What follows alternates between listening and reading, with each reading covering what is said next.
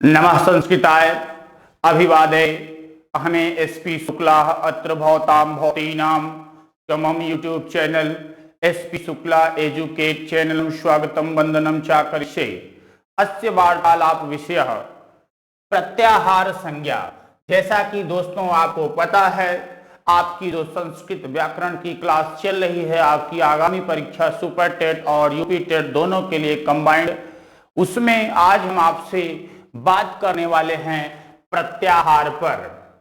ऐसे हमारे साथी जो केवल और केवल संपूर्ण संस्कृत व्याकरण के लिए प्रवेश लेना चाहते हैं, फीस मात्र 399 रुपए है, जिसमें आपको नोट्स भी मिलेंगे, कंप्लीट प्रैक्टिस पेपर मिलेगा और कंप्लीट क्लास भी मिलेगी। इसके लिए आप संस्थान का एक नंबर देखिए 9415 इस पर आप संपर्क कर सकते हैं। आइए सेशन को स्टार्ट करते हैं, क्लास को अपने स्टार्ट करते हैं। लेकिन क्लास को स्टार्ट करने से पहले थोड़ा सा हम पिछली क्लास में क्या क्या अध्ययन किया है उसके बारे में पढ़ लेते हैं, क्योंकि ये आपके क्लास के बाद आपका एक लाइव टेस्ट होगा, जिसमें हम आपसे लगभग 100 से भी ऊपर क्वेश्चन, 100 से भी ज्यादा प्रश्नों को लेकर के आपके बीच में आने वाले हैं लाइव टेस्ट के माध्यम से। अभी तक जितना आपने पढ़ा है 7 के 7 अध्याय में, 7 अध्याय पर एक विस्तृत रूप से बहुत इंपॉर्टेंट चैप्टर के साथ आपके बीच में लाइव टेस्ट होगा। तो देखिए थोड़ा सा रिवीजन करा देता हूं आपको। जैसा कि पता है, संस्कृत व्याकरण आपके बीच में मैं पढ़ा रहा हूं, संस्कृत व्याकरण। तो संस्कृत व्याकरण की क्लास चल रही है। इसी संस्कृत के व्याकरण में अगर मैंने सबसे पहले आपको परिचय बताया था कि इसी संस्कृत का ही परिचय जान लिया था कि अगर हम बात करें संस्कृत, तो संस्कृत कैसे बना है, तो आपने देखा था सम धन क्री धन इक्त प्रत्यय से मिलकर के बना था संस्कृत। अब इसमें हमने आपको बताया था कि ये जो क्री है ये आपकी क्या होती है। क्री क्या है दोस्तों? धातु है। धातु क्या होता है? क्रिया का मूल रूप धातु कहलाती है। और इसी में नियम बताया था कि धातु से पहले उपसर्ग का प्रयोग किया जाता है, धातु से पहले उपसर्ग का प्रयोग किया जाता है और धातु के बाद प्रत्यय का प्रयोग किया जाता है। यानी अगर हम देखें तो संस्कृत में आपसे जैसे कि प्रश्न भी पूछा जा सकता है कि कौन सा उपसर्ग है, तो संस्कृत में सम उपसर्ग है। कौन सा प्रत्यय है, आपसे क्वेश्चन कहा जाएगा, तो इक्त प्रत्यय है। तो देखो आपके 2-3 प्रश्न बन रहे हैं। पहला प्रश्न, संस्कृत में कौन सा उपसर्ग है? सम उपसर्ग। दूसरा प्रश्न, संस्कृत में कौन सी धातु है? क्री धातु। तीसरा प्रश्न, संस्कृत में कौन सा प्रत्यय है? तो संस्कृत में इक्त प्रत्यय है। ये आपके 3 तरीके से प्रश्न बनते हैं जो कि आपकी आगामी परीक्षा में पूछे भी जाते हैं। अगर मैं थोड़ा सा आगे बात करूं इन्हीं पर, अब आपका क्योंकि व्याकरण पढ़ रहे हो तो व्याकरण का मतलब क्या होता है। अगर हम बात करें व्याकरण की बात कर रहे हैं, एक सेकंड दोस्तों, आपसे अगर जैसे व्याकरण पर चर्चा हो रही है, अब व्याकरण में होता क्या है। जैसे मैं आपसे बात करूं व्याकरण, व्याकरण को अगर आप तोड़ेंगे तो आपने लिखा होगा वी धन आंग, वी धन आंग धन क्री धन, उसके बाद होता है ल्यूट।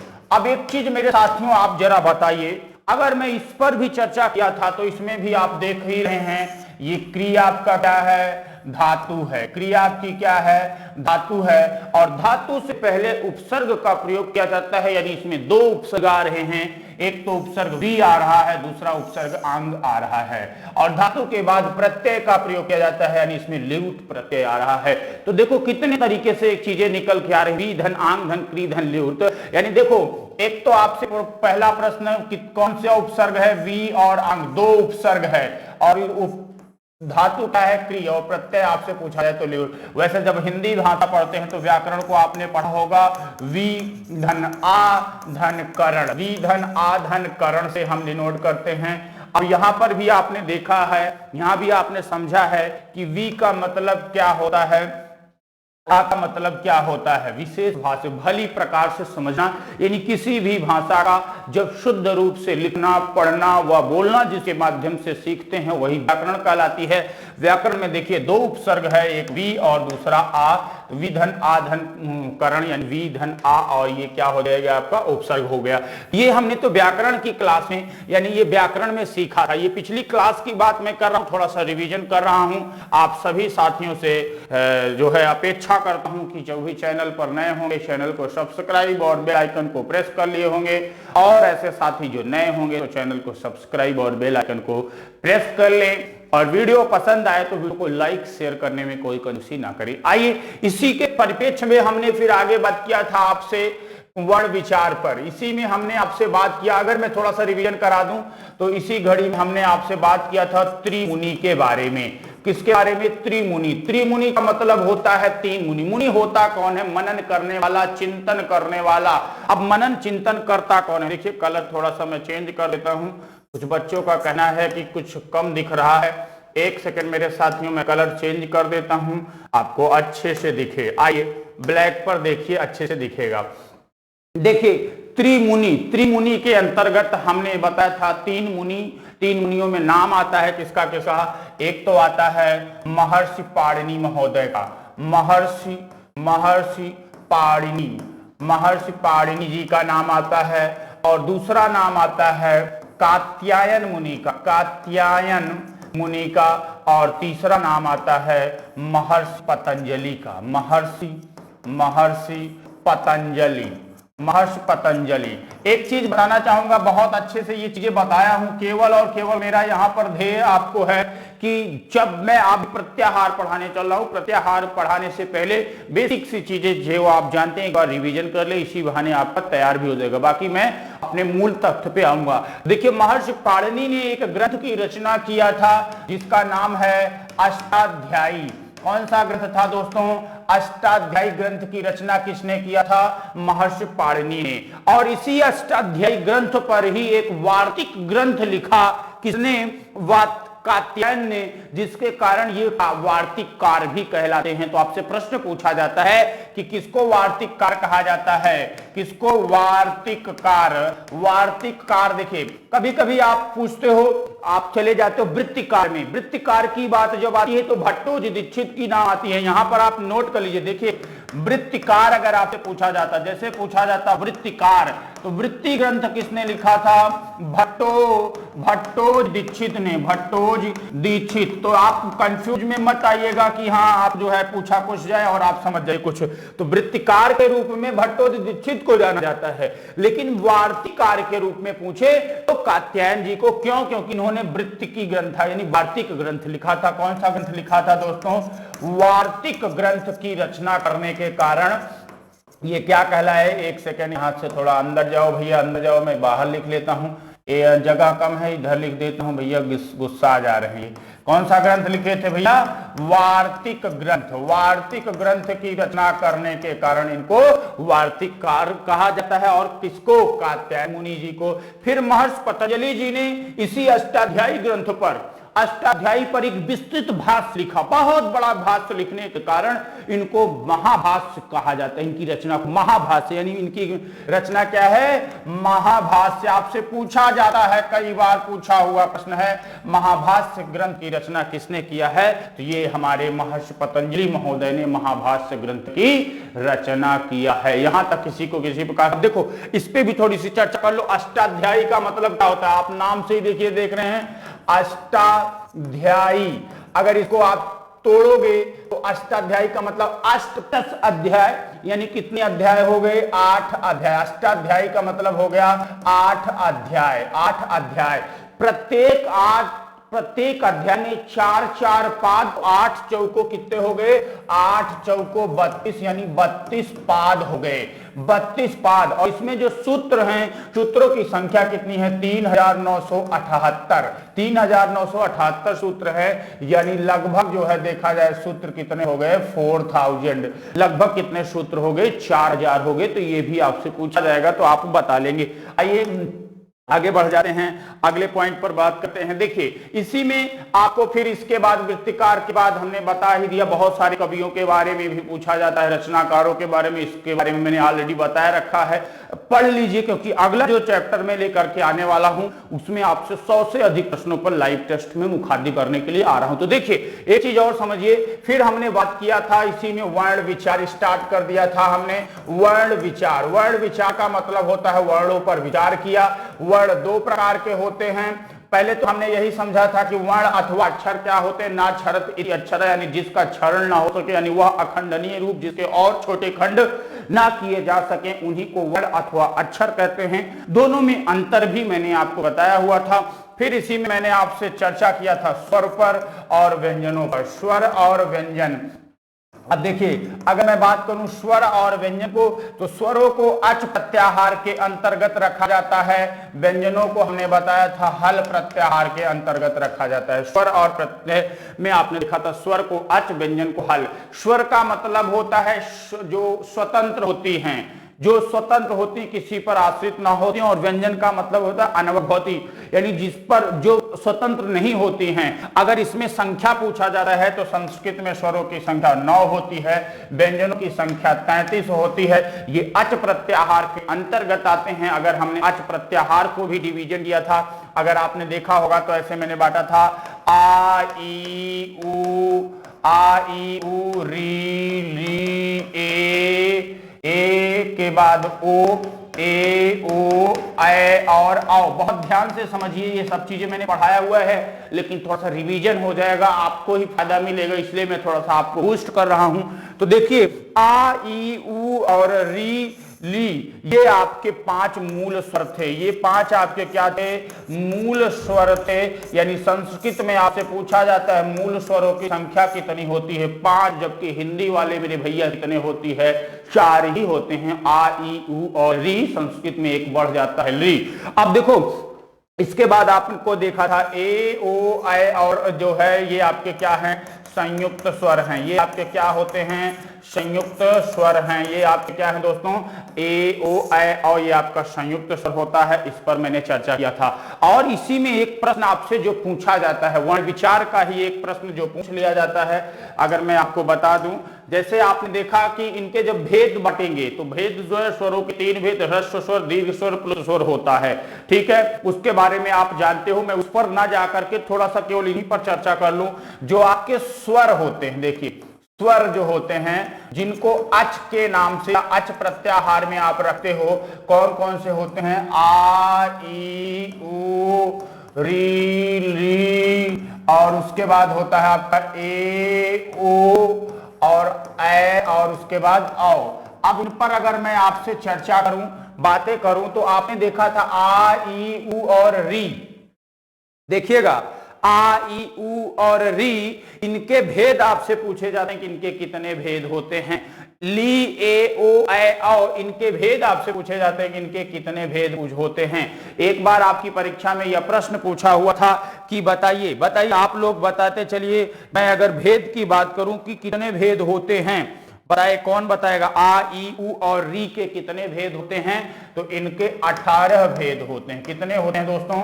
18 भेद होते हैं। ली ए ओ ऐ औ के कितने भेद होते हैं? 12 भेद होते हैं। इन पर आपसे मैंने चर्चा भी किया हुआ है ऑलरेडी। अब आपसे परीक्षा में एक बार क्वेश्चन पूछा है, देखिए ये टेट की परीक्षा में प्रश्न पूछा हुआ है कि री एवं ली के कुल कितने भेद होते हैं? प्रश्न आपका था, क्वेश्चन आपका था, देखिए क्वेश्चन ये था री एवं री के कुल कितने भेद होते हैं? ली एवं री के कुल कितने भेद होते हैं? बताइए, आप प्रश्न का जवाब दीजिए। बताइए दोस्तों, आपका जवाब आना चाहिए। तो देखिए री एवं री के कुल कितने भेद? तो भैया आपको देखो, यहां से आपने देखा कि री के 18 भेद होते हैं, और री के कितने भेद होते हैं? यहां से आपने देखा 12 होते हैं। 18 + 12 करोगे तो कितना होता है? 30 होता है, 30 होता है। यानी इसमें से आपने जवाब पाया था कि 18 प्लस 12 मिलाकर के 30, यानी कितने भेद होते हैं दोस्तों?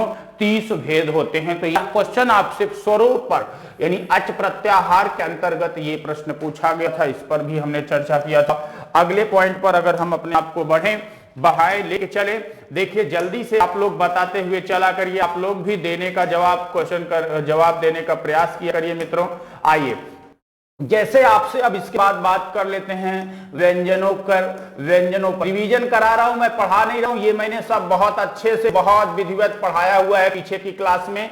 जिन साथियों ने नहीं देखा है वो देख लेंगे, अगर नहीं भी देखेंगे तो थोड़ा सा आपको यहां से बूस्टअप मिल जाएगा, तब जाके चीजें बहुत अच्छे से समझ में आएगी। क्योंकि आज हम बात करने वाले हैं प्रत्याहार को, बहुत आसानी से प्रत्याहार सीखेंगे। थोड़ा सा और 2 मिनट आपको रिवीजन कराते हैं, तब तक आप सभी बच्चों को शेयर कर दीजिए लिंक को, अपने व्हाट्सएप का स्टेटस लगाएं। जितने भी सारे बच्चे जुड़ रहे हैं आप सभी का एसपी शुक्ला एजुकेट परिवार में स्वागत, बंधन एवं अभिनंदन है। वीडियो अगर अच्छी लग रही मित्रों तो वीडियो को लाइक करिए, शेयर करिए, हमारी भी एनर्जी को बढ़ाइए, जैसे कि हम और पूरी संस्थान आपके उज्जवल भविष्य के लिए बहुत अच्छे अंदाज में कार्य कर सकें। तो देखिए व्यंजन को हल भी कहा जाता है, हलों की संख्या जो है 33 मानी जाती है। अब ये हकार वर्ण जो होता है हा 2 बार आता है, लेकिन ये कई जगह पर अलग अलग विद्वानों में अलगमती है। कई विद्वान ये कहता है कि जो आपका रा प्रत्याहार है उसकी सिद्धि के लिए आता है, कहीं दूसरा कोई साक्ष्य मिलता है। तो ये अलग अलग साक्ष्य हैं, फिर भी हम इसी को जानते हुए चलते हैं। तो देखिए, और व्यंजनम चार्धमात्रिकम, और व्यंजनों की जो मात्रा होती है ये आधी होती है। व्यंजन के कितने प्रकार होते हैं आपसे कुछ क्वेश्चन पूछा जाता है। तो व्यंजनों के प्रकार की बात करें, व्यंजन के प्रकार तो देखिए साथियों व्यंजनों के 3 प्रकार होते हैं। व्यंजनों के 3 प्रकार होते हैं। कौन कौन से 3 प्रकार होते हैं बताइए? पहला होता है आपका स्पर्श व्यंजन। पहला क्या होता है? स्पर्श व्यंजन। और दूसरा होता है आपका अंतस्थ व्यंजन। दूसरा क्या होता है साथियों? अंतस्थ व्यंजन। और तीसरा होता है उष्म व्यंजन। उष्म को संघर्षी भी कहा जाता है। क्यों? क्योंकि ये रगड़ खा करके आते हैं, इसलिए उसमें संघर्षी कहे जाते हैं। स्पर्श व्यंजन जो होते हैं, स्पर्श अंतस्थ को किस प्रत्याहार में रखा जाता है? ये यण प्रत्याहार के अंतर्गत होते हैं। उष्म या संघर्षी प्रत्याहार जो होते हैं ये शल प्रत्याहार में होते हैं। आपसे कई मर्तबे प्रत्याहार भी पूछ लेता है, इस पर आज हम चर्चा ही करने वाले हैं। स्पर्श व्यंजनों को वर्गीय व्यंजन भी कहा जाता है। क्या कहा जाता है? ये आपको कादियो मावसाना यानी का से लेकर के मा तक के जो वर्ण अथवा अक्षर होते हैं ये स्पर्श व्यंजन होते हैं। इसमें 5 वर्ग आ जाते हैं। कौन कौन से वर्ग आते हैं? एक तो हो गया आपका का वर्ग, दूसरा हो गया चा वर्ग, का वर्ग, चा वर्ग, टा वर्ग, उसके बाद होता है आपका ता वर्ग, और इसी में एक होता है आपका पा वर्ग। तो ये 5 वर्ग होते हैं। 5 वर्ग मानी 5 गुणे 5 मिलाकर के आप संख्या देखेंगे तो 25 यानी 25 हो गई। इसके बाद अंतस्थ व्यंजन होते हैं या, वा, रा और इसके बाद ला है। अब देखो इसमें भी आपसे क्वेश्चन पूछा जाता है। ये अंतस्थ व्यंजनों को अर्धस्वर भी कहा जाता है या अर्धस्वर भी कहलाते हैं। आपका रा लुंठित या प्रकंपित है, ला पार्श्विक या पार्श्विक व्यंजन है, पूछा जाता है, कई बार पूछा भी है। उसमें व्यंजन में आपका जो है यानी ये 4 ये हो गए। उसमें या संघर्षी व्यंजन सल प्रत्याहार यानी आपका हो गया से, ख, से और है, यानी ये आपके 4 क्या हो गए आपके देखेंगे तो उसमें या संघर्षी यानी शल प्रत्याहार के अंतर्गत आने वाले जो वर्ण हैं इनको रखा जाता है। इनकी संख्या 4। अब इनको जोड़िए 25 4 29, 29 4 कितना हो गया 33, यानी व्यंजन कितने होते हैं 33। हाँ 2 बार आया हुआ है। आगे हम और भी चर्चाएं करते रहेंगे किस तरीके से प्रश्न बनता है। आइए अब इसमें आपसे क्वेश्चन पूछा जाता है यत्न कितने प्रकार के होते हैं? यत्न 2 प्रकार के होते हैं, आभ्यंतर प्रयत्न और बाह्य प्रयत्न। आभ्यंतर प्रयत्न 5 प्रकार के होते हैं और जो बाह्य प्रयत्न होता है वो 11 प्रकार के होते हैं। आभ्यंतर प्रयत्न 5 कौन कौन से होते हैं? स्पृष्ट, ईसत, स्पृष्ट, ईसत विवृत, विवृत और उसके बाद समृत। स्पृष्ट का मतलब होता है स्पर्श व्यंजन। स्पर्श व्यंजनों की संख्या होती है 5।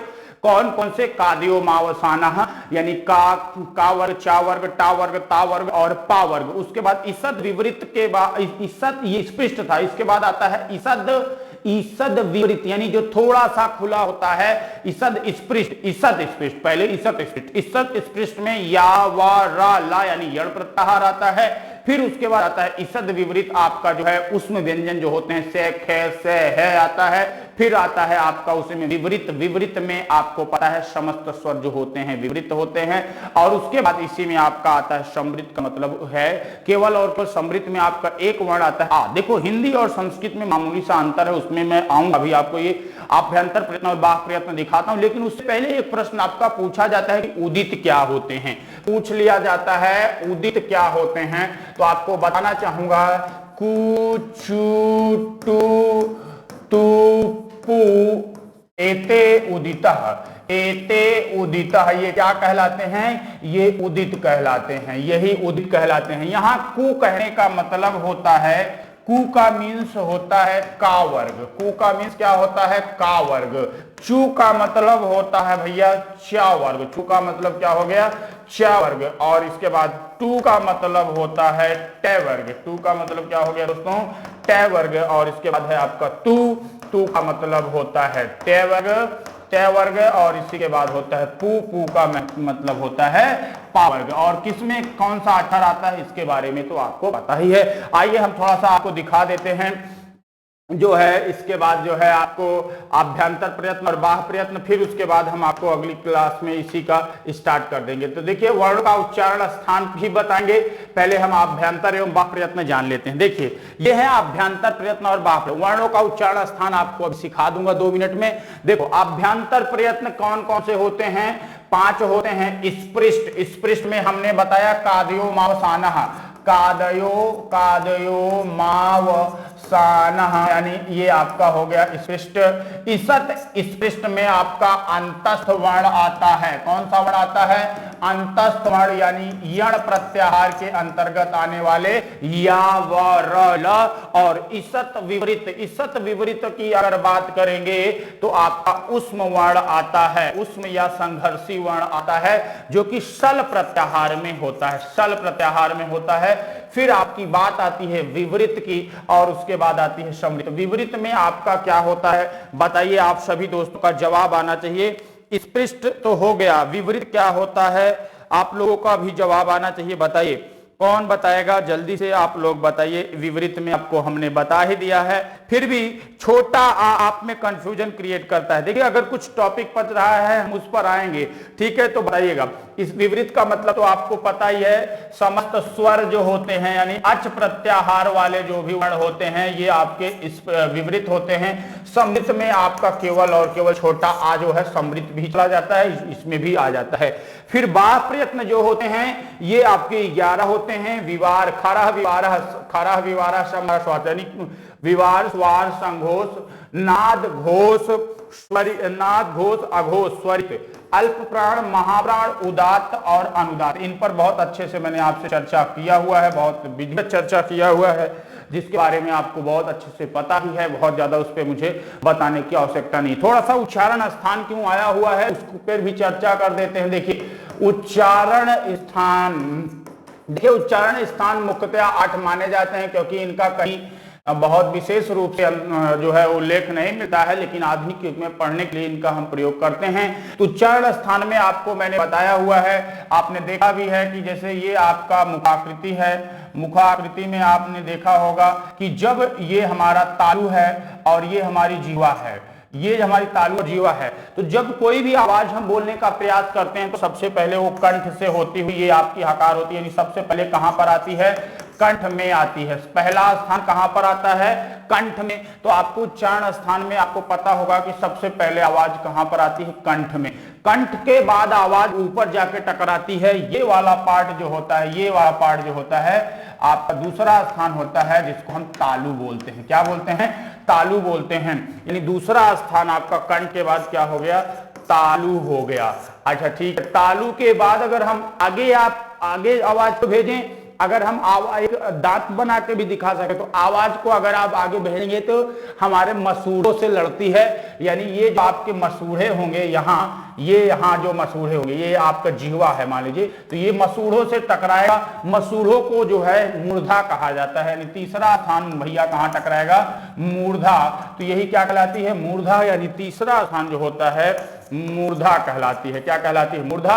और मूर्धा से आगे बढ़ोगे तो अब दांतों से टकरा जाएगी। ये जो हमारे दांत होते हैं, दांतों से टकराएगा, यानी चौथे स्थान पर ये दांत से टकराएगा। और पांचवा जो होगा वो ओंठों को छूती हुई ये क्या होंगे, आवाज बाहर आ जाएंगे, यानी तीसरा मूर्धा हो गया। चौथा आपका क्या हो गया, देखिए दंत हो गया। और उसके बाद पांचवा आपका ओष्ठ हो गया। क्या हो गया दोस्तों, ओष्ठ हो गया। अब देखो याद करने का तरीका है, ये अच्छे से आपको पता है, इस तरीके से आप सीख सकते हो, चीजों को जान सकते हो। अगर हम स्वरों को भी उच्चारण स्थान बता दें व्यंजनों को, तो याद करने का तरीका ये है, कंठ को के से, तालु को टी से, मूर्धा को एम से, दंत को डी से और ओष्ठ को ओ से डिनोट कर लीजिए। इस तरीके से भी आप इसको लिख सकते हैं, रिप्रेजेंट कर सकते हैं। अब देखिए कंठ में होता क्या है, आपने सूत्र पढ़ा होगा, अकु विसर्जनीया नाम कंठ। देखिए आपको याद है, मैं लिखूंगा नहीं लेकिन बस ऐसे बोल रहा हूं। कंठ के लिए आपने पढ़ा अकु विसर्जनीय नाम कंठ, यानी आपका छोटा आ बड़ा आ, अकुह आकुह। कु का मतलब क्या होता है, का वर्ग। कु का मतलब क्या हो गया, का। आकुह विसर्जनीय नाम, विसर्जनीय नाम का मतलब होता है विसर्ग, यानी आह विसर्ग। आकुह, हा भी आ रहा है इसी में, देखिए हा। अकुह विसर्जनीय नाम कंठा, यानी इनका उच्चारण स्थान कंठ से होता है। तालु के लिए आपने पढ़ा इचु यशा नाम, इचु यशा नाम तालु। इचु यशा नाम मतलब ई और बड़ी ई चू। चू का मतलब हो गया चावर, ई चू। यशा नाम मतलब होता है या और सीटी वाला सा। तो देखिए इचु यशा नाम तालु, ये तालु हो गए। फिर मूढ़ा के लिए आपने पढ़ा था ऋतु रसा नाम मूर्धा। ऋतु का मतलब हो गया री और टू का मतलब होता है, भैया देखो मैं थोड़ा सा लिख देता हूं, टू का मतलब होता है टेवर्ग। ऋतु रसाणाम, रसाणाम मतलब रा और रसा, सा कौन सा सा, खटकोड़ वाला सा, ये हो गया ऋतु रसाणाम मूर्धा। फिर दंत में आपने पढ़ा था ऋतु, लितु, तू का मतलब होता है तावर्ग। लितु लसानाम ला और सा कौन सा सा, सा लितु लसानाम दंतः। और उष्ट के लिए आपने पढ़ा था उपु पद्यमानिया नाम ओष्ठः। उपु उ पा का मतलब होता है पावर्ग, उपु पद्यमानिया नाम ओष्ठः। उ और पा वर्ग का उच्चारण स्थान क्या होता है, ओष्ठ होता है। अगर आपने इसमें देखा होगा या रा ला, ये देखो ऐसे चल रहा है, ये आपके अंतत बना रहे हैं। से ख से और हा चला गया ऊपर। हा जो होता है दोस्तों कहीं कहीं पर आपको दिया जाता है स्वर यंत्रीय होता है, हकार वर्ण है। अगर आपके एग्जाम में, आपकी परीक्षा में दे दिया जाएगा स्वर यंत्री, तो वहां पर स्वर यंत्री हो जाएगा, वहां पर अलजिह्वा माना जाएगा। लेकिन आप जानते रहिए देर केस में ये पूछा जाएगा तो आप कर लेंगे। फिर आपका आता है ओष्ठ, उ और पा वर्ग, ये आपके ओष्ठ होते हैं। अब बचे हुए क्या हैं आपको देखिए, इसमें यारा लावा आ गया तो आपका छठा बच गया वकारस्य दंतोष्ठम। वकारस्य दंतोष्ठम यानी दंतोष्ठ वर्ण होता है, कौन सा, वा का उच्चारण स्थान क्या होता है, दंतोष्ठ होता है। उपपद्यमानीय नामोष्ठ हो गया, फिर वकारस्य दंतोष्ठम हो गया। फिर आपके कुछ वर्ण ऐसे भी होते हैं जिनका उच्चारण स्थान आपसे पूछा जाता है, आपको मैंने बताया हुआ है, वहां तक आपको लेके चलने की आवश्यकता नहीं है। फिर आपका देखिए लगभग हो गया। एक और पूछा जाता है एम गणना नाम नासिका चा। एम गणना नाम नासिका चा यानी जो अंगा इया था, मैं लिख ही देता हूं, एक सेकंड, जब रिवीजन करा ही रहा हूं तो आपको करा ही देता हूं। देखिए 5 हो गए, कितना हुआ था देखिए दोस्तों, आपका 6 हुआ है। फिर 7वां लिख लीजिए, 7वां एम गणना नाम च नासिका। नासिका से आपसे पूछा जाता है, जब रिवीजन करा ही दिया हूं थोड़ा सा और कर ही लो दोस्तों आप लोग। देखिए एम गणना नाम, अगर एक साथ में लिखें तो एम गणना नाम च नासिका, यानी इया, अंगा, आड़ा, ना और मां, इनका उच्चारण स्थान क्या होता है, नासिका होता है। और अगर मान लो आपको कल को देखने को मिले ये अन, इसका भी पूछ लिया जाता है, इसी में नासिका में ही आ जाता है, ठीक है। एम गणना नाम च नासिका। उसके बाद आपका आता है ए दैतो कंठ तालु। ए दैतो, यानी ए दैतो का मतलब होता है कंठ तालु। देखो कैसे मैं बता देता हूं आपको, कंठ तालु कहने का मतलब ये है जैसे आपको ए और ऐ, अब इसका उच्चारण स्थान पूछा जाए, मान लो ए कैसे बनता है तो आप कहोगे गुरुजी आ प्लस ई मिल करके बनता है ए। आ का उच्चारण स्थान क्या होता है साथियों, तो आप कहोगे गुरुजी कंठ। ई का उच्चारण स्थान क्या होता है तो आप कहोगे गुरुजी तालु। तो कंठ और तालु मिल करके बताओगे आप भैया क्या बन जाएगा, कंठ तालु। इसीलिए ए और ऐ को कहा जाता है कंठ तालु, यानी इनका उच्चारण स्थान क्या होता है, कंठ तालु। बताइए यहां तक समझ में आ रहा है कि नहीं, सबको समझ में आ रहा है कि नहीं। 9वां आपका होता है कंठोष्ठम। कंठोष्ठम, देखो कंठोष्ठम ये क्या होता है, आप जैसे देखेंगे ओ दो तो ओ आओ ये क्या होता है कंठोष्ठ। जैसे आप देखो ओ कैसे बनता है तो आप कहोगे गुरुजी आ प्लस ऊ मिलकर के बनता है ओ। आ का उच्चारण स्थान कहोगे कि गुरुजी होता है कंठ, ऊ का उच्चारण स्थान होता है ओष्ठ। भैया बताओ जरा कंठ और ओष्ठ मिलेगा तो क्या हो जाएगा, कंठोष्ठम। वकार से दंतोष्ठम हो गया, जिह्वा मूलिस जिह्वा मूलम नासिका अनुसार से, यानी ये भी आपका मैंने बता ही दिया। तो ये आपको लगभग मैंने रिवीजन करा दिया, लगभग पूरी चीज जो भी थी आपको मैंने पढ़ाया हुआ था उसको रिवीजन करा दिया। आइए अपने बात करते हैं अब हम प्रत्याहार पर। किस पर बात कर लेते हैं, प्रत्याहार। अब हम प्रत्याहार पर आते हैं, बहुत आराम से आहिस्ते आहिस्ते चलेंगे, चीजों को बहुत अच्छे से पढ़ेंगे।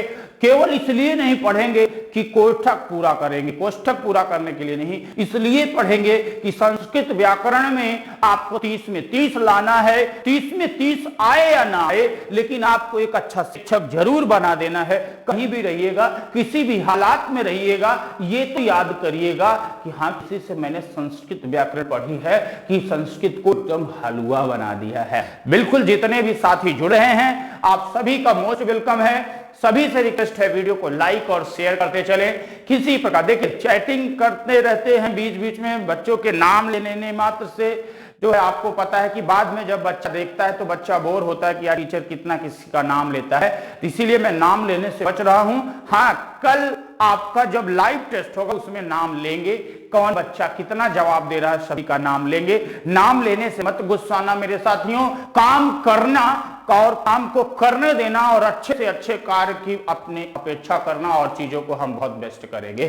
ठीक है, आइए बात करते हैं प्रत्याहार संज्ञा। नाम लेने से क्या होता है, वीडियो लंबी हो जाती है और काम कम हो पाता है, इसीलिए हम सोचते हैं कि काम ज्यादा करें, कम समय में। आपने रिवीजन कर लिया, इतने में नाम लेते तो नाम भर के हो जाता, लेकिन रिवीजन हो गया। देखिए आप याद करिए, एकदम आप अनुभूति के साथ बताइए, जो पिछले 6 दिनों से लगा हुआ है, आज ये अध्याय 7 है, ईमानदारी से बताइएगा पिछले 6 दिनों से लगा है, ये जो मैंने रिवीजन कराया क्विक फास्ट, इतने अच्छे से आपको समझ में आ गया होगा, आपको बहुत मजा भी आ रही होगी, आगे आपको और भी मजा आने वाला है। अभी तो आप एक बार टेस्ट पेपर तो देखो, क्वेश्चन तो देखो किस तरीके से परीक्षा में पूछा जाता है। आप ऐसे उड़ाओगे, देख के उड़ाओगे, आप देखना कल की टेस्ट में कैसे आप करने वाले हो। तो ऐसे हमारे साथी जो टेट की परीक्षा के लिए प्रवेश लेना चाहते हैं, अपनी प्रवेश को सुनिश्चित करें, फिर उसके बाद आप जल्दी से जल्दी जुड़ने का प्रयास करिए। आइए हम बात कर लेते हैं प्रत्याहार संज्ञा पर। तो देखो प्रतिधन आंग धन हिरी धन भिंच प्रत्याहार, यानी इससे मिलकर के बना प्रत्याहार। अब देखो मेरे दोस्त, इसमें आपका आ रहा है धातु, फिर प्रति धन आंग ये आपका उपसर्ग है, घिया ये आपका जो है पीछे की तरफ जा रहा है, यानी ये आपको पता है प्रत्यय का काम करता है। देखो यहां पर देखिए प्रत्याहार शब्द का अर्थ है संक्षेपीकरण। आपको बहुत टफ लगता है, लेकिन आज के बाद ये सबसे आसान लगेगा, देखते तो चलिए। संस्कृत व्याकरण का कोई भी चैप्टर आप देखेंगे, देखिए माहेश्वर सूत्र मैंने नहीं रिवीजन कराया है बच्चे, मैं माहेश्वर सूत्र भी रिवीजन करा दूंगा। आप में से बहुत सारे बच्चे चाह रहे होंगे, क्योंकि माहेश्वर सूत्र अपने आप भी आ जाएगा इसमें रिवीजन, इसलिए नहीं कराया हूं, टेंशन ना लीजिए कि भूल गया हूं, इसी में मैं रिवीजन आगे करा देने वाला हूं, खुद ब खुद देखते चलिएगा। देखिए प्रत्याहार शब्द का अर्थ है संक्षेपीकरण। प्रत्याह्रियन्ते संक्षिप्यन्ते वर्णः यत्सा प्रत्याहारः, अर्थात जिनकी सहायता से कम शब्दों में अधिकतम बात कही जा सके उन्हें प्रत्याहार कहते हैं। अब देखो यहां पर अंत्य इत वर्ण के साथ जो आदि वर्ण वह मध्यगामी सभी वर्णों का बोधक होता है, होता हुआ स्वयं का भी बोध कराता है। जैसे अण प्रत्याहार, आ ई उड़ सूत्र के आ से लेकर इत संज्ञक वर्ण अड़ा से मिलकर बना है, जिसमें आ ई उ ये 3 वर्ण आते हैं। इसी प्रकार इक प्रत्याहार आ ई उड़ रीड़ी क इन 2 सूत्रों से बना है। यहां ई से लेकर का के बीच के सभी वर्ण ई उ री ली इक प्रत्याहार में गिने जाते हैं। किसमें गिने जाते हैं? इक प्रत्याहार में गिने जाते हैं। प्रत्याहारों की संख्या संस्कृत व्याकरण में कुल 42। जैसे आपसे नॉर्मली प्रश्न पूछा जाए कि बताइए संस्कृत व्याकरण में कुल कितने प्रत्याहार होते हैं, कुछ ना लिखे अलग एक्स्ट्रा, तो आप जानते रहिएगा कि 42 ही आपको सही जवाब देना होगा। 42 इज द राइट आंसर होगा।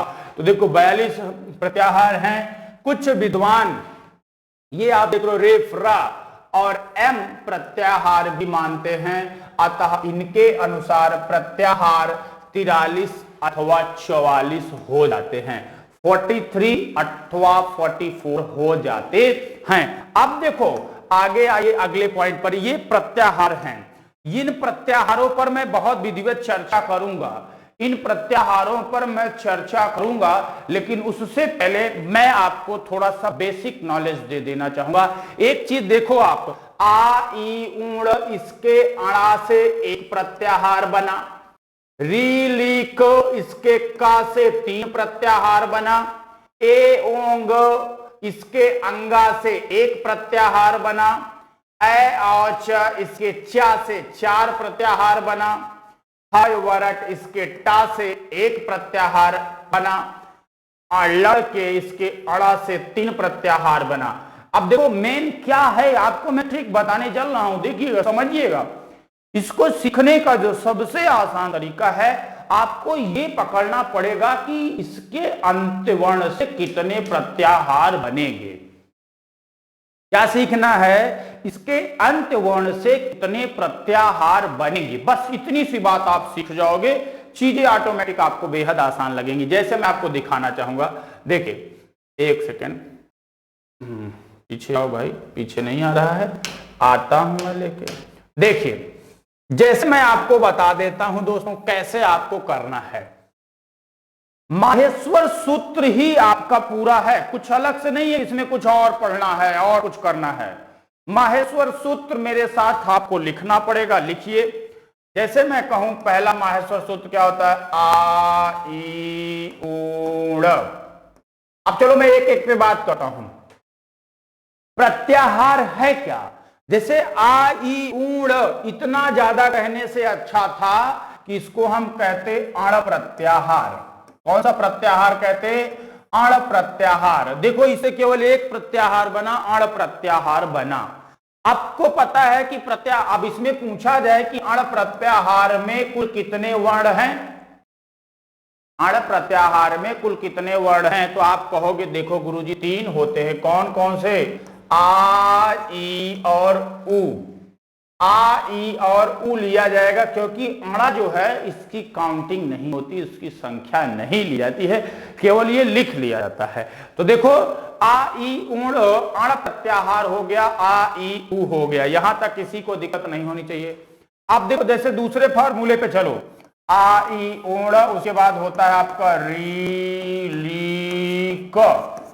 अब देखो एक तो अण बना दिया, अब देखो दूसरा क्या बना सकते हो, यहां आ को पकड़ो। देखो आप कैसे पकड़ोगे?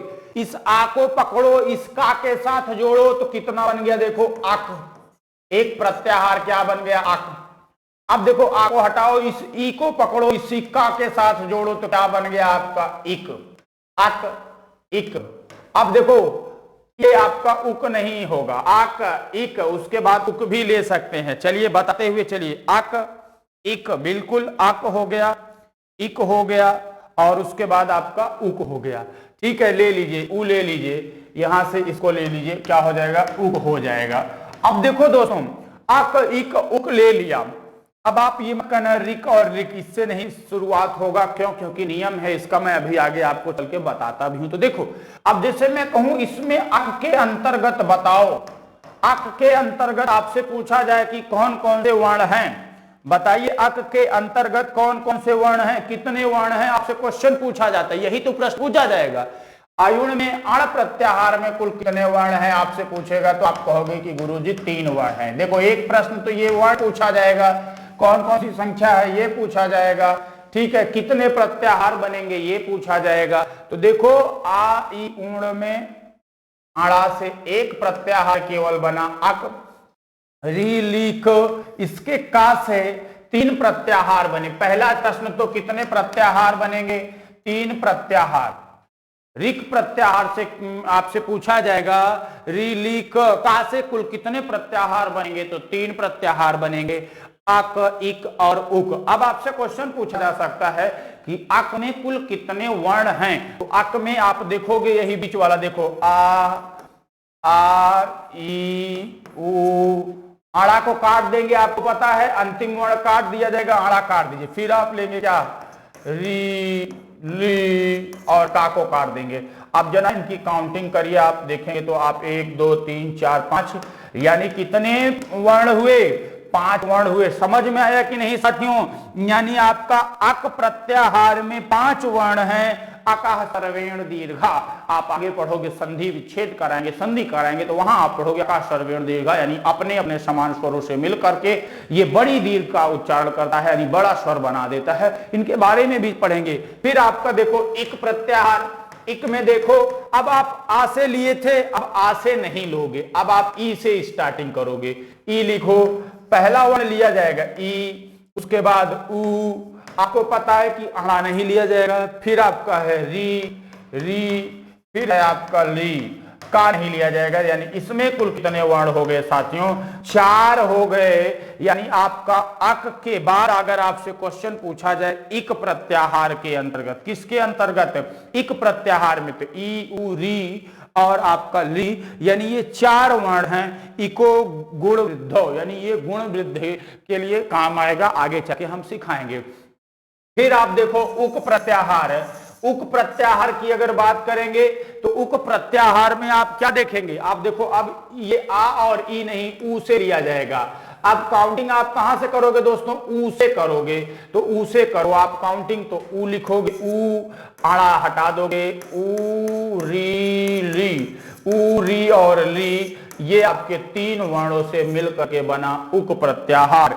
बताइए यहां तक किसी को किसी प्रकार से दिक्कत हो, उक प्रत्याहार में ऊ री ली यानी 3 वर्ण आएंगे, यहां तक किसी को किसी प्रकार से दिक्कत नहीं होनी चाहिए। समझ में आया साथियों। आइए अब हम आपसे बातें करते हैं इसी प्रत्याहार में कि कैसे आप देखते ही जवाब देंगे। अब आपको इसमें मुख्य रूप से देखिए बेसिक चीजें पता चल गई। अब आप ये मत सोचिएगा कि इनको हम रट लेंगे, इनको हम रट लेंगे तो बहुत बड़े विद्वान कहलाएंगे, नहीं, ये मैथमेटिक्स की तरह है। मैथ का जैसे फॉर्मूला अप्लाई किया जाता है वैसे इनका कॉन्सेप्ट केवल आपको समझने की जरूरत है। हाँ, माहेश्वर सूत्र आप बशर्ते रट लीजिए, बहुत जरूरी है। आ ई ऊंड री ली को ए ओंग ए औ छ हा या व र ट ल ए म ग न झ भ ई घड़ दस जब गड दस ख फ छ ठ थ चट तव कपय स स सर हाल। इनको आपको रटना पड़ेगा, बहुत जरूरी है इनको आपको रटना।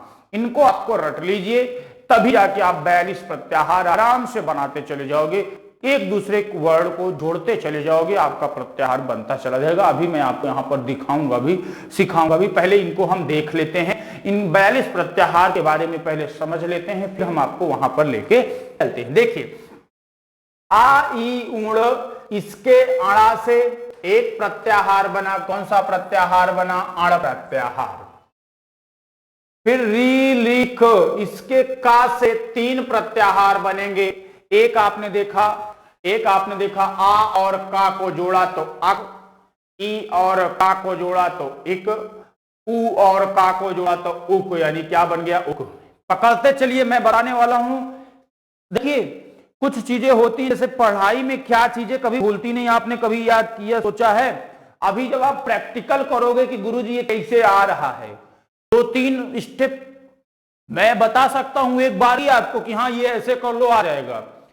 लेकिन एक अच्छा विद्वान, एक अच्छे शिक्षक की वही पहचान है जैसे एक अच्छा डॉक्टर क्या करता है, नहीं डायरेक्ट नहीं बताएगा ये है, पहले आपको दवा देता जाएगा। एक समय ऐसा आएगा कि आपको पता चल जाएगा खुद ही, हाँ हमें ये बीमारी है, डॉक्टर साहब इसलिए ऐसा कर रहे हैं। तो आपको क्या बीमारी है मुझे पता है, अभी ये कैसे याद होगा, देखते देखते आपको याद भी हो जाएगा, ये हमें पता है। देखते चलिए, देखते अब जैसे मैं बात किया आई ई आ ई ऊंग री ली क ए औंग, अब बात किया मैंने ए औंग। अब देखो इसके अंगा से एक ही प्रत्याहार बना, क्यों? क्योंकि आ ई उड़ रीलिक तक तो मैंने बना दिया, देखो यहां 3 प्रत्याहार, अब बचा ही नहीं कुछ, तो एक ही प्रत्याहार बना एंग। अब बना एक ही प्रत्याहार ही बन पाया एंग। फिर देखो इसके बाद आपका आता है ऐ औच, ऐ औच। अब ऐ औच में आप देखोगे चा से 4 प्रत्याहार बनेगा।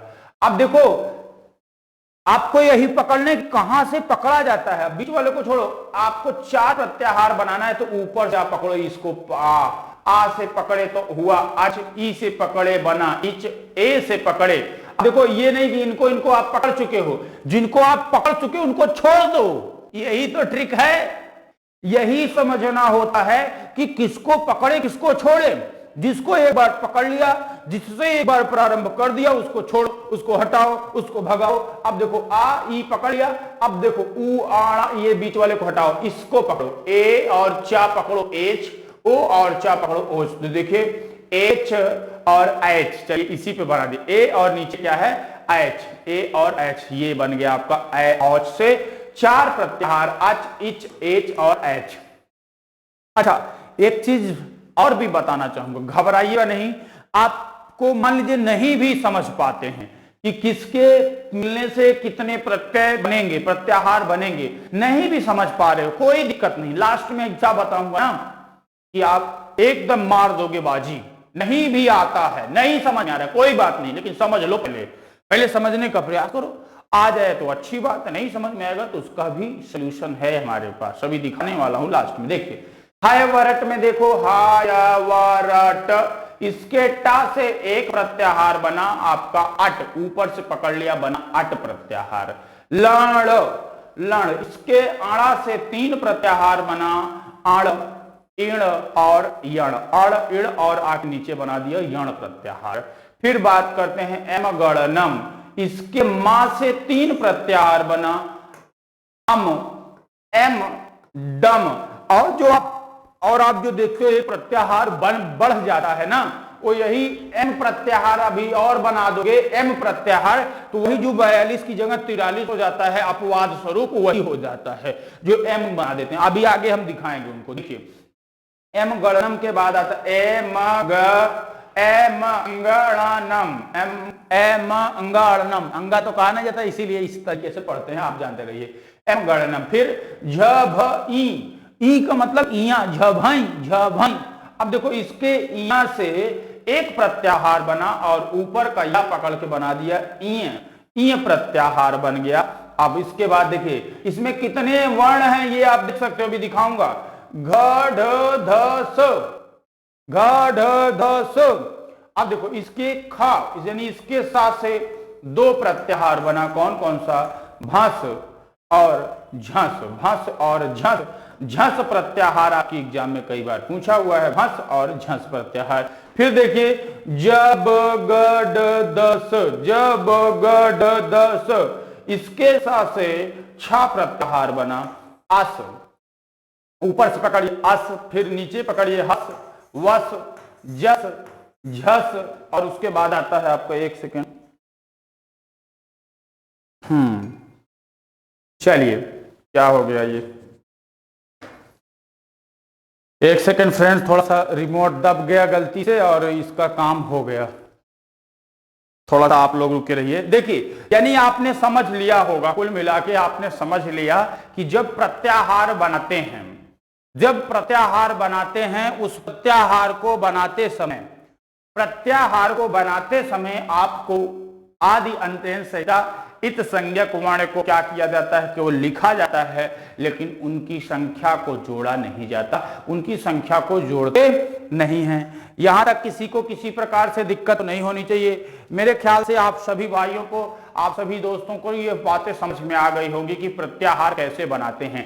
अब देखो, ये तो मान लो ठीक है, इसके अलावा मान लो जैसे आपका क्या क्या बच रहा, झब घटस जब गटदस ख फ छ ठ त चट त, उसको वा से छ बनेगा, क प या से 5 प्रत्याहार, य मय झय खय और च बनेगा, क प य कप, इसके या से 5 प्रत्याहार बनेगा, स स स र से 5 प्रत्याहार, यर खर यर छर खर चर सर बनेगा, हर हल से इसके ला से 6 प्रत्याहार, अल हल चल चल नहीं, रल वल और झल सल, ये सब बनेंगे, 6 प्रत्याहार बनेंगे। तो आपसे ही अब देखो, मैं आपसे क्वेश्चन पे आने वाला हूं। देखो प्रीवियस ईयर के क्वेश्चन पेपर पे मैं आपसे चर्चा करने वाला हूं।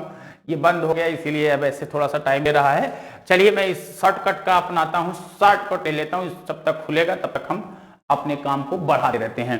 देखो याद करने का तरीका क्या है, अब आपसे जैसे प्रश्न पूछा जाएगा, नहीं भी याद हो रहा है मान लो आपको, कोई दिक्कत नहीं, कोई परेशानी नहीं। अब आपसे प्रश्न पूछेगा कैसे, जैसे प्रश्न आपसे पहला प्रश्न देखिए, ये पूछा हुआ है कि संपूर्ण स्वर वर्णों का, क्वेश्चन आपका है सीटेट का, संपूर्ण स्वर वर्णों का विधान किस प्रत्याहार में है।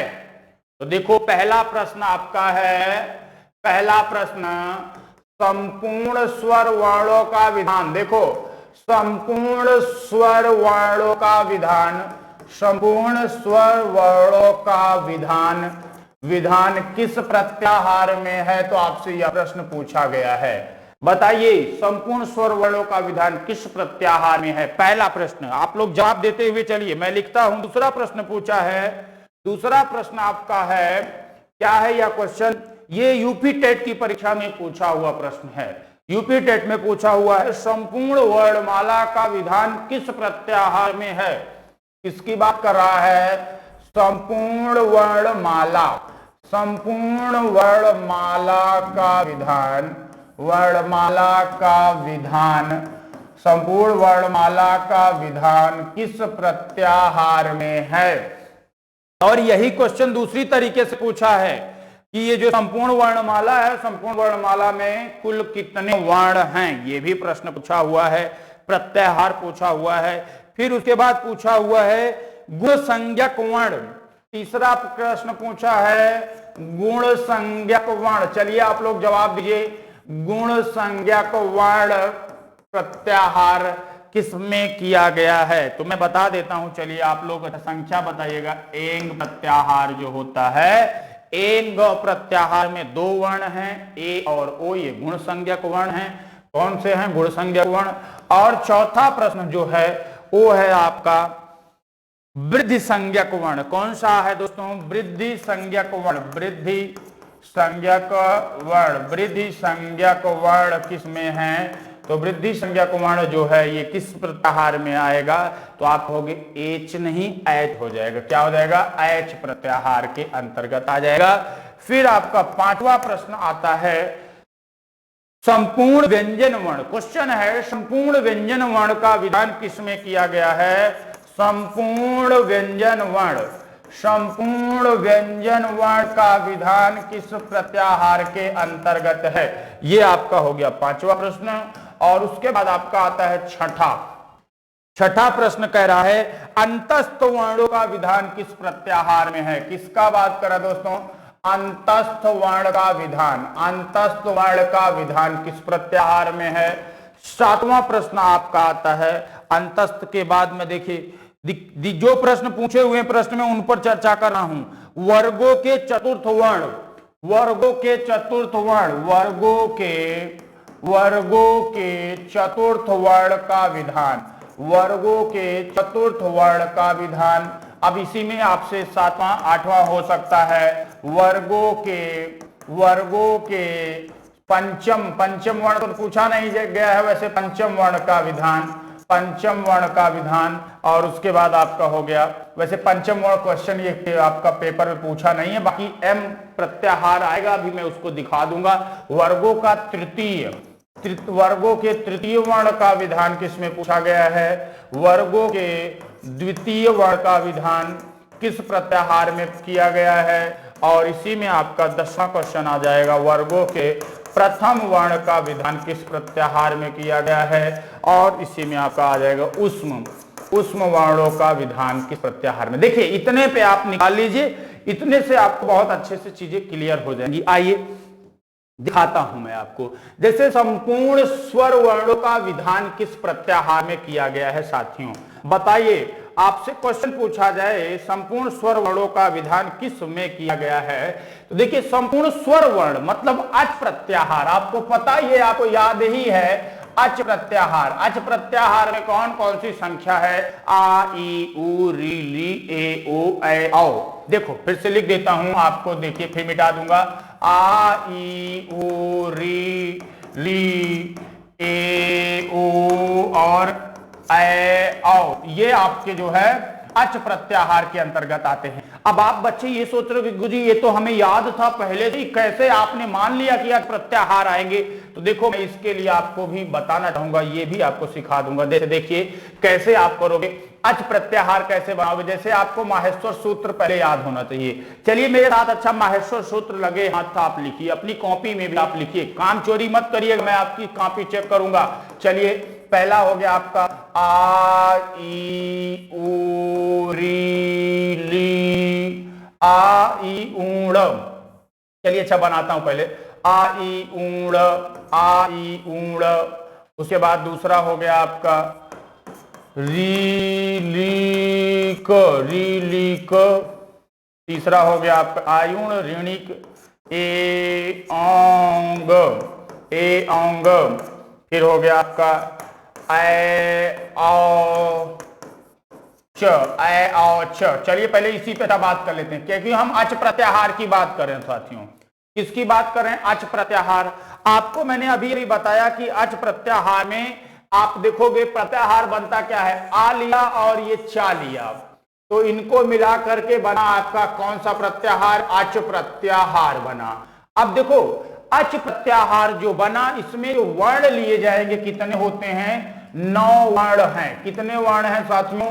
9 वर्ण हैं। कौन कौन से 9 वर्ण हैं? आप देखो, ले लो मेरे साथ, आप काउंट करो। आ ई उ। अब अंतिम वर्ण नहीं लिया जाता है, मैंने पहले ही बता दिया। फिर री, फिर आप कहोगे री ली, और उसके बाद आपका हो गया का, ये भी नहीं लोगे, री ली क।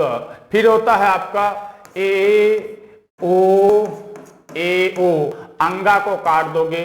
फिर आपका आता है ऐ औ छ, इसमें से आप चा को हटा दोगे। तो आप इनको काउंट करोगे तो देखो आपको 1 2 3 4 5 6 7 8 9, ये 9 के 9 क्या हो गए? आपके अच प्रत्याहार के अंतर्गत आने वाले वर्ण हो गए। अच प्रत्याहार के अंतर्गत आने वाले वर्ण हैं। अच्छा एक चीज, दूसरी चीज, कभी कभी क्वेश्चन पूछा जाता है, ये जो आपके मूल दीर्घ होते हैं, मूल स्वर जो होते हैं, मूल स्वर की बात कर रहा हूं। मूल स्वरों में वो कौन सा स्वर है जिसका दीर्घ नहीं बनता? तो देखो इस छोटा आ का बड़ा आ, छोटी की बड़ी, छोटा ऊ का बड़ा ऊ, री का बड़ी री, लेकिन ये जो ली है, आप ध्यान से लिख लीजिए इस पॉइंट को, ली का कभी भी दीर्घ नहीं बनता, ली वर्ण का दीर्घ नहीं बनता। दूसरा प्रश्न आपसे पूछा जाता है कि निम्नलिखित में से कौन से वर्ण का ह्रस्व नहीं बनेगा? तो ये जो वर्ण है आपके ए ओ ऐ औ, संयुक्त स्वर जो हैं, इनका कभी भी ह्रस्व नहीं बनता है, ह्रस्व नहीं बनता। अच्छा चलिए एक प्रश्न हो गया, दूसरे प्रश्न पर आते हैं। दूसरा प्रश्न हमारा कह रहा है संपूर्ण वर्णमाला का विधान। अब देखिए हमारा प्रश्न आया, संपूर्ण वर्णमाला का विधान किस सूत्र में किया गया है? सूत्र नहीं पूछ रहा हूं मैं आपसे, प्रत्याहार। संपूर्ण वर्णमाला का विधान किस प्रत्याहार में किया गया है? तो ये आपका अल प्रत्याहार है। कौन सा प्रत्याहार है दोस्तों? अल प्रत्याहार। अब आपसे पूछा जाता है अल प्रत्याहार में कुल कितने वर्ण हैं? अल प्रत्याहार में कुल कितने वर्ण हैं, तो आप कैसे बता सकते हो? आइए हम उनको काउंट करते हैं। अल प्रत्याहार में आने वाले वर्ण जो हैं उनको काउंट करते हैं। देखिए ये शायद आपका सबसे बड़ा प्रत्याहार भी है अल प्रत्याहार। आइए इनको हम काउंट करते हैं। अब देखो जब आप प्रत्याहार बनाओगे, देखो आपको पता नहीं है ना, आपको प्रत्याहार में ये नहीं पता कि किसके मिलने से क्या बनेगा, ये कुछ आपको दुनियादारी पता ही नहीं। ठीक, कोई बात नहीं, नहीं पता। आपको बस इतना पता है कि अल प्रत्याहार बनाना है। आ आपका कहां आता है? पहले सूत्र में, आ ई ऊण में। और ये हल ला आपका कहां आता है? तो आपको पता है कि ला आपका अंतिम सूत्र में आता है, हल। यानी पहले सूत्र से लेकर के अंतिम सूत्र तक वर्णों को आपको काउंट करना है, अंतिम सूत्रों तक आपको चलना है। अच्छा आइए दिखाता हूं आपको मैं अंतिम सूत्रों तक। चलिए, जैसे मैं कहूं आपसे अल प्रत्याहार की बात हो रही है, तो पहले आप लिखो सूत्र। अब आपको पूरा लिखना पड़ेगा, लिखिए मेरे साथ। आ ई ऊण, आ ई ऊण। दूसरा हो गया आपका री ली क। लिखते चलिए, देखिए आप लिखने में कंजूसी ना करें, इसी से आपको याद हो जाएगा। लिखते लिखते 2-3 बार में आपको याद हो जाएगा। आ ई ऊण री ली क। तीसरा हो गया आपका ए ओंग, ए ओंग।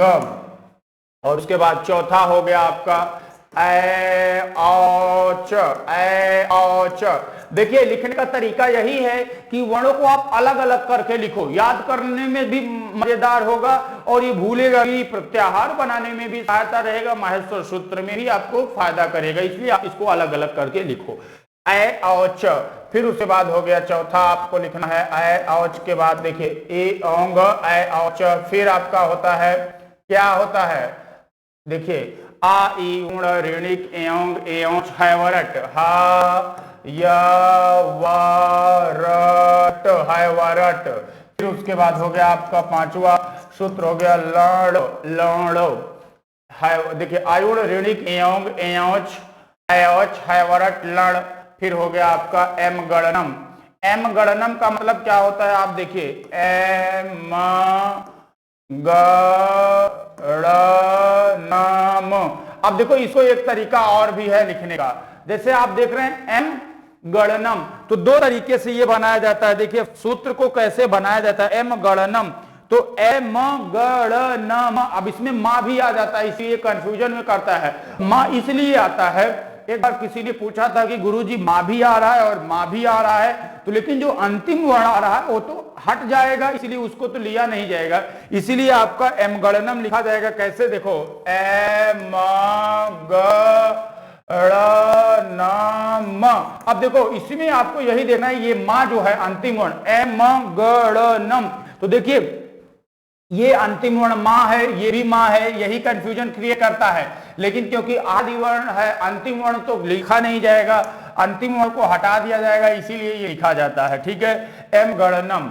देखिए फिर आयुण ऋणिक एओंग एओच हैवरट लड़ एम गणनम, लड़ एम गणनम। फिर उसके बाद देखिए कुछ गलती कर दिया, क्या संख्या कुछ गड़बड़ी है, 3 के बाद ये 4 लिखना चाहिए था, अभी तो कुछ गड़बड़ा जा रहा है। देखिए इसको 4 बढ़ाइए, ये 6 है, ये आपका 7 नंबर है, तभी तो मैं कंफ्यूजन में हो गया। देखिए इसको रखिए दोस्तों, 3 4, ये आपका हो गया 5वां हैवरट, छठा होता है लण, 7वां हो गया आपका एम गणनम और 8वां। एम गणनम के बाद क्या था? देखिए ऐसे याद करते चलिए, आ ई ऊण ऋणिक एओंग एओच हैवरट लण एम गणनम झ भ ई, झ भ ई, यानी ये हो गया आपका झ भ ई, झभय। फिर होता है आपका घ ढ ध स, क्या होता है?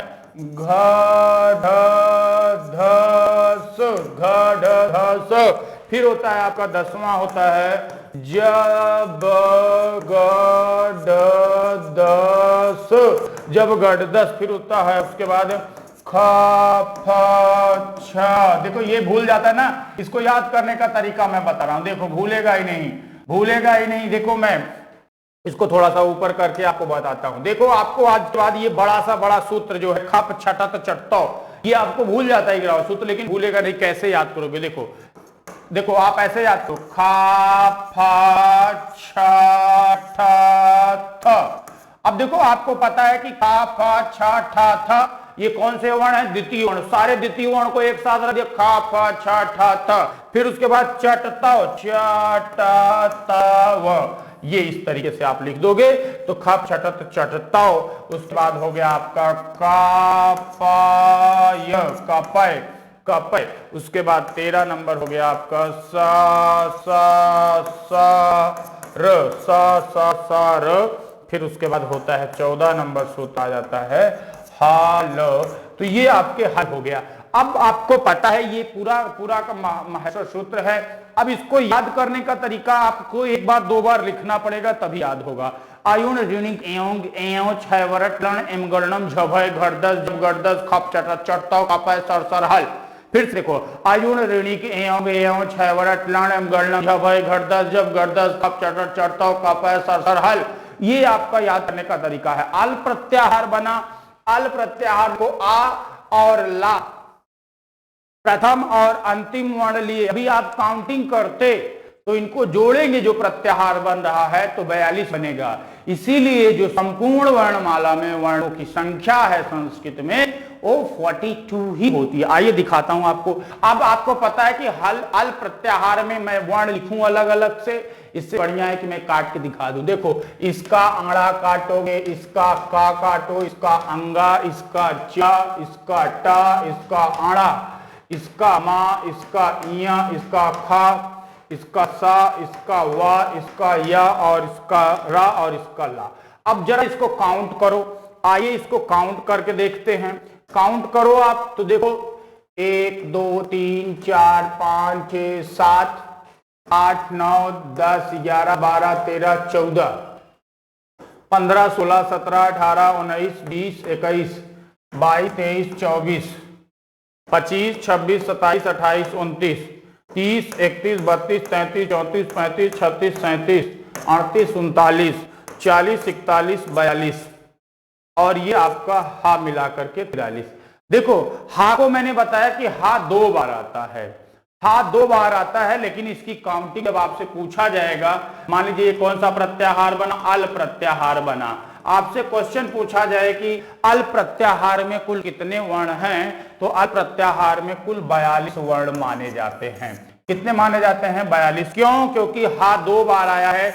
एक बार आपने स्टार्टिंग में देखा है वरट कहां है, 5वें सूत्र है वरट में हा में है और इसमें है हा।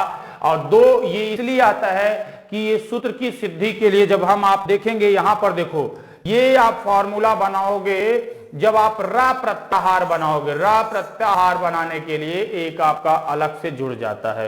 कौन सा प्रत्याहार बनाने के लिए? रा प्रत्याहार बनाने के लिए र ह ले लिया जाता है। इसीलिए जो है इसकी सिद्धि के लिए केवल इसका प्रयोग किया जाता है राल। कौन सा प्रत्याहार बनेगा? राल बन जाएगा, रा और हा के रूप में। तो ये आपको सिद्धि के लिए आता है, लेकिन संख्या 42 ही मानी जाएगी, यानी एक हा क्या होती है इसमें एक्स्ट्रा होती है। तो ये आपने सीखा। बताइए समझ में आया कि नहीं साथियों?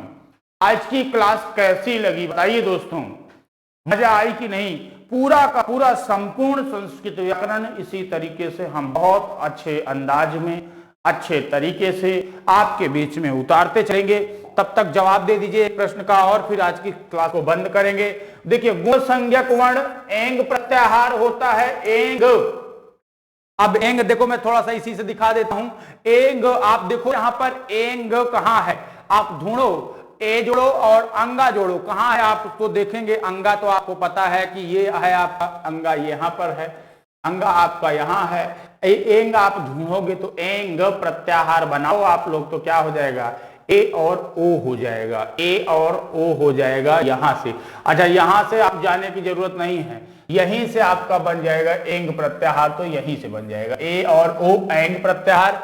उसके बाद एच, एच प्रत्याहार में आई और औ यहां से बन जाएगा। देखिए इसके पहले वाला जो है आपका कहां गया, ये वृद्धि संज्ञक वर्ण एच। एच में आपको मैंने बता दिया कि ए और औ हो जाएगा। ये क्योंकि वृद्धि संधि आगे पढ़ोगे आप उसमें प्रयोग किया जाएगा, वृद्धि संधि में आएगा। और ये आपको गुण संधि में आएगा, ए और ओ, ये गुण संधि की पहचान होती है। वहां पर आप सीखोगे संपूर्ण व्यंजन वर्ण। अब व्यंजन वर्ण जो होता है ये आपका क्या होता है? 33 होता है। हल प्रत्याहार में आएगा। हल प्रत्याहार कहने का मतलब क्या है, आप देख सकते हैं, ये आप देखेंगे, ये पांचवा सूत्र हायवरट से लेकर के हल तक आप चले जाइए, 33 व्यंजन वर्ण आ जाए, उसमें भी एक हा बढ़ के आएगा, लेकिन उस हा को हम नहीं लेंगे। अच्छा, इसके बाद देखिए संपूर्ण व्यंजन वर्ण हो गया, फिर आपका कोई फॉर्मूला बचा, कोई एक और कोई क्वेश्चन था आपका बचा था, ये देखिए अंतस्थ वर्ण। अंतस्थ वर्ण का मतलब क्या होता है, आपका यण प्रत्याहार में चला जाएगा, ठीक है। वर्णों के चतुर्थ वर्ण, अब देखो वर्णों का चतुर्थ वर्ण अगर मैं आपको रिवीजन कराऊं, देखिए आपने देखा वर्णों का चतुर्थ वर्ण, आप देखिए माहेश्वर सूत्र में वर्णों का चतुर्थ वर्ण आप देखेंगे तो ये है, देखिए घ ढ ध स। अब देखो इसीलिए ये आपका बनाया जाता है। अच्छा, चतुर्थ वर्ण आप देखोगे यहीं पर आ जाएगा, चा छा झा झा झा भाई, झ भ यहाँ काट दो, घ ढ ध, तो आपका जो प्रत्याहार यहां से निकल के आएगा तो घ झस, यानी इसमें क्या हो गया आपका झस प्रत्याहार। झस प्रत्याहार में वर्णों का चतुर्थ वर्ण आ गया, किसके अंतर्गत, झस प्रत्याहार में वर्णों का चतुर्थ वर्ण। तृतीय वर्ण पूछेगा तो देखो आप यहां से देखो, ज ब ग ड द स, यानी ये आपका जस प्रत्याहार बन जाएगा। कौन सा प्रत्याहार बन जाएगा दोस्तों, जस प्रत्याहार बन जाएगा। आपसे पूछेगा द्वितीय वर्ण तो देखो आप यहाँ ख फ छ ठ थ, यानी ये आपका ख फ छ ठ थ, था तक तो लेना है, यानी ख छ, इस तरीके से आप बनाओगे तब बनेगा खच, खच प्रत्याहार बना दोगे, यानी था को भी आप ले लोगे, ये खप छठ हो जाएगा।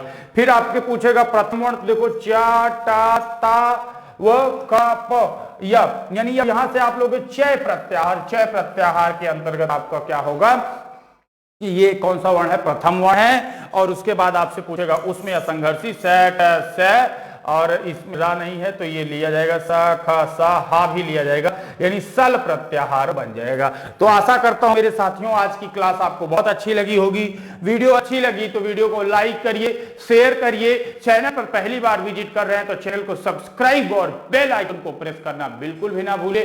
मिलेंगे अगली क्लास में जिसमें हम आपसे बात करेंगे 100 बहुत महत्वपूर्ण प्रश्नों पर, पहले अध्याय से लेकर के 7वें अध्याय तक जो हमने पाठ पढ़े हैं उन्हीं से रिलेटेड सारे प्रश्नों पर आपसे प्रश्नों के निराकरण के लिए बहुत विस्तृत व्याख्या के साथ आपके बीच में लाइव टेस्ट के माध्यम से जुड़ेंगे। और किसी प्रकार की इंक्वायरी हो तो आपको संस्थान का नंबर लिख देते हैं 9415 800 659, 9415 800 659। इस नंबर पर आप हमें व्हाट्सएप कर सकते हैं, आपको जरूरत पड़े तो इस पर कॉल भी कर सकते हैं, या फिर आपको संस्थान का नंबर दिख रहा है कॉलिंग टेस्ट में, उस नंबर पर भी आप कॉल कर सकते हैं। ओके फ्रेंड्स, वीडियो अच्छा लगा तो वीडियो को लाइक करिए। Thanks for watching, all the best, take care of you, good night to all my dear sir.